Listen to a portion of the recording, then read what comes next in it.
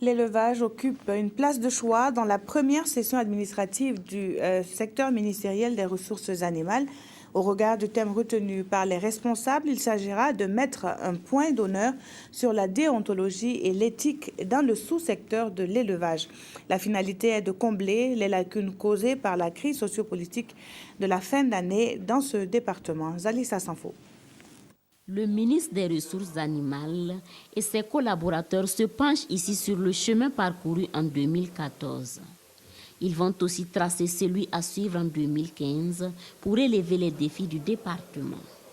Cette année, au regard du contexte particulier, la tâche s'annonce rude mais pas insurmontable selon le ministre.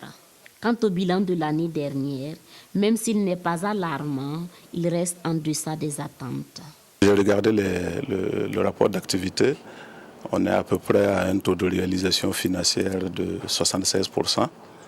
Si je compare cette performance-là aux 2 années précédentes, 2013 et 2012, il y a un petit recul qui s'explique bien avec le contexte que le Burkina a connu vers la fin de l'année et qui a ralenti beaucoup d'activités.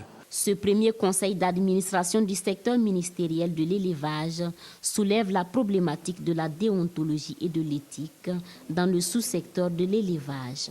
Nous attendons de ce CACEM en particulier d'examiner un code d'éthique et de déontologie pour le secteur.